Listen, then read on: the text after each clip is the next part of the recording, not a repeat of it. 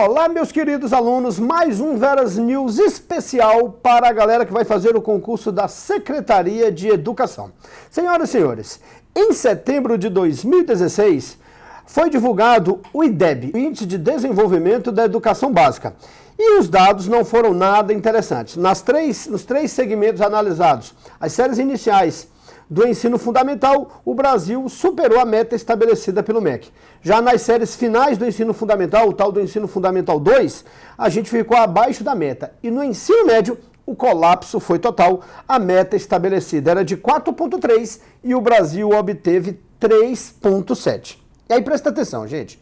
O IDEB é um importantíssimo indicador da educação brasileira. Mas, oração adversativa, presta atenção, mas ele não reflete plenamente a qualidade da educação brasileira, porque ele se baseia em dados quantitativos para medir qualidade da educação. E leva em consideração que esses dados administrativos quantitativos somado à nota de duas disciplinas apenas, de matemática e português, que são analisadas na prova Brasil. Tá bacana? Então é um dado muito restrito para dizer a totalidade da educação brasileira. De qualquer forma, volto a afirmar, ainda que não reflita plenamente, ele é um importante indicador da educação brasileira. E aí, galera, como o resultado do ensino médio foi considerado pífio, fraco, decadente, colapsal, o MEC, o governo federal, resolveu então propor a medida provisória 746, a medida provisória da reforma do ensino médio, causando grande polêmica e talvez possa vir aí como tema de redação, ou pelo menos como parte de um tema de redação. E aí, gente, essa medida provisória tem 5 pontos polêmicos. Qual é o primeiro? O fato de ela ter sido imposta por meio de medida provisória. Tá bacana? E aí a medida provisória é algo que entra em vigor imediatamente, para depois o Congresso analisar se mantém a originalidade do texto lá de setembro ou se modifica até transformar em lei. E aí veja bem, o governo diz que a situação do ensino médio está tão feia que não há mais tempo para debate, que não há mais o que esperar. Tem que ser feito imediatamente. Já os críticos dizem que ela é impositiva e arbitrária porque a sociedade não foi consultada. Lembre-se que o Ministério Público Federal orientou o Procurador-Geral da República, Rodrigo Janot, a propor uma ação direta de inconstitucionalidade contra essa medida provisória da reforma do ensino médio, justamente por considerá-la arbitrária e impositiva. Tá bacana? O segundo ponto em questão é o aumento da carga horária. Hoje a LDB prevê uma carga horária de 800 horas anuais e a medida provisória que altera a LDB, é claro, propõe um aumento para 1.400 horas, quase o dobro. Qual é a justificativa? Com o aumento da carga horária, o país então iria implantar a escola em tempo integral. Todos nós defendemos a escola em tempo integral, é importante a permanência do aluno na escola. Então o governo diz que com o maior tempo de permanência na escola, o menino melhorará o seu aprendizado e estando na escola, ele fica longe dos males sociais característicos de fora do ambiente escolar, como a violência urbana e o tráfico de drogas. Beleza, na teoria. E na prática, gente, para eu implantar escola em tempo integral, eu preciso de recurso. Eu preciso de capital humano, eu preciso de infraestrutura. Hoje a gente não consegue nem colocar professor na escola. Imagina se a gente vai ter infraestrutura e tudo mais para colocar em prática essa escola em tempo integral. E a gente ainda pode trabalhar com outro paralelo, como dizem os críticos. Tá?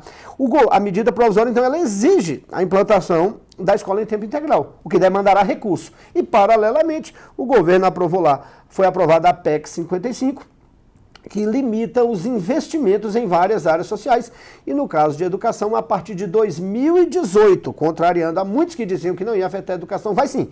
Ela estabelece o mínimo e, como a gente conhece o país, só vai ficar no mínimo mesmo. Logo, é uma medida que manda gastar e outra que diz que não pode gastar, então a chance disso dar errado é muito grande. Tá beleza? O terceiro ponto polêmico da medida provisória diz que só haverá, por enquanto, 3 disciplinas obrigatórias no ensino médio: português, matemática e inglês. E 4 disciplinas serão optativas: filosofia, sociologia, arte e educação física. Qual é a justificativa? Que português e matemática são a base das demais disciplinas. Nós estamos cansados de ouvir pessoal, o menino não sabe geografia porque ele não sabe ler, o menino não aprende história porque ele não sabe interpretar. Então reforçaria, o menino não aprende química porque ele não sabe cálculo. Então, segundo os defensores dessa tese, português e matemática seriam a base das demais disciplinas, segundo os defensores, tá? O que dizem os críticos?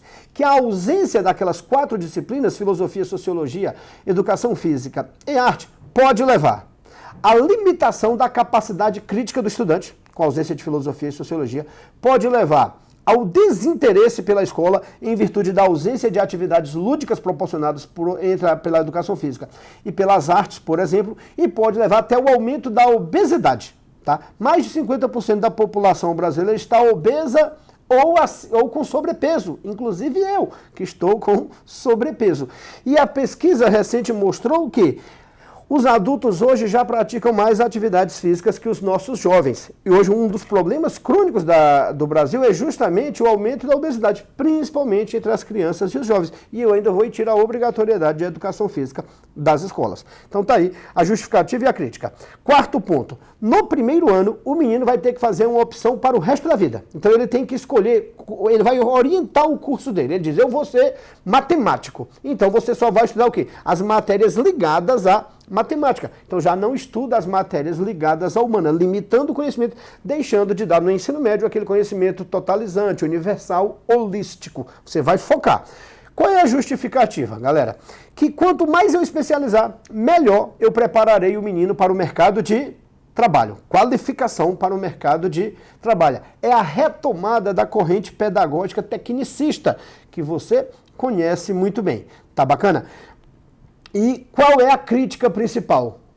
Com 14, 15 anos, será que o menino tem maturidade para fazer uma opção que vai levá-lo para o resto da vida? Muitos de nós temos 20, 30, 40 anos e de vez em quando bate aquela crise existencial. Ó, Senhor, é isso mesmo que eu queria da minha vida? Quantos de vocês já não se fizeram essa pergunta? E agora o menino terá que tomar essa decisão ainda no primeiro ano do ensino médio. E o quinto ponto polêmico, galera, é o quê? Pode-se contratar profissionais com notório saber e sem licenciatura. Se não tem licenciatura, não é professor. Nós conhecemos. O que caracteriza o fato de ser professor no ensino médio é o fato de nós termos licenciatura. Então pode-se contratar com notório saber. Qual é a justificativa? Isso facilitaria a contratação para os cursos técnicos, que o governo diz que vai incentivar agora. Tá bacana? E é fato, é fato. Então eu quero abrir um curso de marcenaria, não tem faculdade de marcenaria, logo não tem ninguém licenciado em marcenaria. Só que a lei não deixa claro que é específica e exclusivamente para os cursos técnicos. E aí se dá vacilo para dupla interpretação, o que pode acontecer? Pode contratar profissional de notório saber para outras áreas sem licenciatura. Tá claro isso? Então fiquem de olho nessa questão. Outro assunto importante que pode aparecer nas nossas redações, isso aí, ligado a isso também, é as ocupações nas escolas brasileiras que foram tão comentadas aí no segundo semestre. Gente, as ocupações nas escolas brasileiras não são algo inédito e nem nasceu no Brasil. Elas estão inseridas em um contexto global de protestos e manifestações. Ou seja, não foi a luz do Espírito Santo que bateu nos meninos e falou, vamos ocupar e resistir. E gritaram, ocupa, resiste, ocupa e resiste. Não! Esses meninos tiveram influência nacional e internacional. Então, lembra, estão inseridas em um contexto maior de protestos e manifestações. Entre eles, o Occupy Wall Street. Lá, depois da crise financeira de 2008, que abalou o mercado imobiliário americano e o mercado financeiro mundial, jovens ativistas contrários à globalização, contrários ao capital especulativo e financeiro, ocuparam o coração financeiro de Nova York. Aquilo ali, de alguma maneira, influenciou também os jovens árabes muçulmanos que começaram a Primavera Árabe. Começou na Tunísia, se espalhou para o Egito, para a Líbia e por quase todo o mundo árabe e muçulmano, numa onda de protestos e manifestações pró-democracia, que em muitos casos acabou levando à instabilidade política, à guerra civil, como é o caso da Síria e tudo mais. Beleza? Outro fenômeno, essa Primavera Árabe acabou influenciando os jovens brasileiros e a sociedade brasileira foi à rua protestar inicialmente contra os 20 centavos do aumento da passagem de ônibus. Aqui aumentou, foi 25% aqui no Distrito Federal e ninguém foi lá para a rua ainda protestar para valer. Tá bacana? Espero que voltemos atrás com esse aumento da passagem. O que interessa é o seguinte, galera. A galera foi protestar contra o aumento dos 20 centavos da passagem de ônibus, que depois levou às manifestações contra as obras da Copa do Mundo. Infelizmente foram protestadas depois que elas já estavam prontas. O que levou às manifestações contra a corrupção, o que levou contra o governo, o que resultou no impeachment. Então foi uma sequência, o povo tomou gosto pelas manifestações. Tá bacana? E aí lá em São Paulo e no Paraná, Jovens começaram a ocupar escolas contra as medidas impostas pelo governador Geraldo Alckmin de fechamento de escolas e do governador Beto Richa, lá no Paraná, que acabou retirando direitos dos professores. Então, os jovens começaram a ocupar escolas. Paraná e São Paulo foram pioneiros nessa questão. Tá? E aí, o que deu uma dimensão nacional a esses protestos e manifestações? As duas medidas lá do governo federal que de alguma maneira podem afetar a educação. Qual? A PEC 55 no Senado, aquela que limita investimentos em educação, segundo os manifestantes, e o que a gente acabou de falar lá, a reforma do ensino médio, a medida provisória 746. Então, jovens em 19 estados brasileiros passaram a ocupar escolas em protestos contra a lei que limita investimentos em educação, a PEC 55, e contra a medida provisória 746, que de forma impositiva, segundo os manifestantes, propõe uma reforma do ensino médio. Tá bacana? Então tá aí, é um movimento inserido, você já sabe aí o que deu a ele uma dimensão nacional. Agora, tem algo, galera, que caracteriza plenamente todos esses movimentos, desde o Occupy Wall Street, passando pela Primavera Árabe, as manifestações brasileiras e as ocupações nas escolas. O que há de comum em tudo isso? O uso de redes sociais como ferramenta de articulação, como ferramenta de mobilização popular e como ferramenta de exercício da cidadania. Então leia meus lábios, o uso das redes sociais como ferramenta de mobilização popular, de articulação dos movimentos e de exercício da cidadania é uma característica marcante de todos esses movimentos. E foi por meio das redes sociais que a molecada se organizou para ocupar as escolas. Como essas ocupações são um fenômeno político-social, e tudo que envolve gente é um fenômeno político, e aqui a gente não está falando de política de partido ou política eleitoral, tudo que envolve gente é um fenômeno político. Lembra que o jovem, o estudante, é um ator social. Ele tem que atuar para mudar o meio em que ele está inserido, como diz uma educação progressista, libertária, crítico-participativa. Então, gente, por se tratar de um movimento político-social, é claro que vai ter diferentes pontos de análise. Tem aqueles que são contrários, tem aqueles que são favoráveis.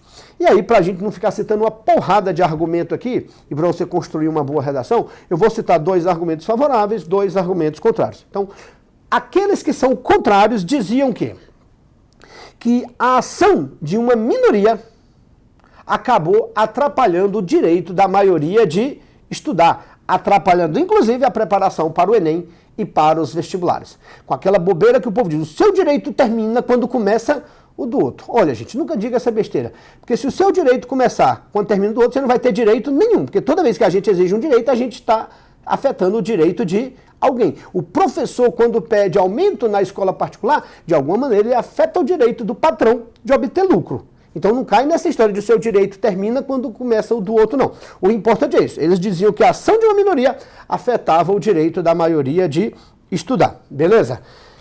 E diziam ainda que esses jovens não sabiam o que estavam fazendo, que esses jovens eram manipulados por partidos políticos, por professores, por movimentos sociais e por entidades estudantis, como se os jovens fossem robozinhos apáticos e prontos para receber a ordem dos chefes e tudo mais, que eles não teriam capacidade crítica e sequer sabiam o que estavam lá. Então eram jovens manipulados.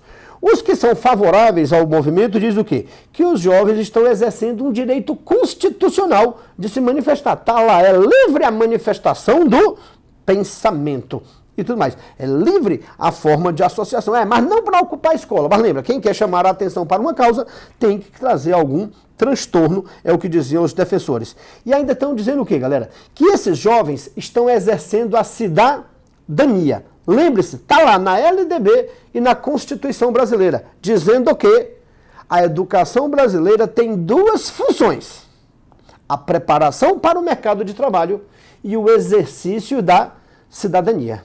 E aprender, ensinar, não é só transmissão de conhecimento. Então, ao questionar, ao criticar, ao tentar reivindicar direitos e propor mudanças, esses jovens também estão ensinando e aprendendo, eles estão exercendo a sua cidadania. Lembra, função precípua prevista na LDB e na Constituição Brasileira. Bacana? Tá aí, meus amores. 2 temas possíveis que eu já expliquei para você em forma de roteiro de redação para que você possa construir aí um texto. Valeu, galera, um abraço a todos e em breve outro Veras News.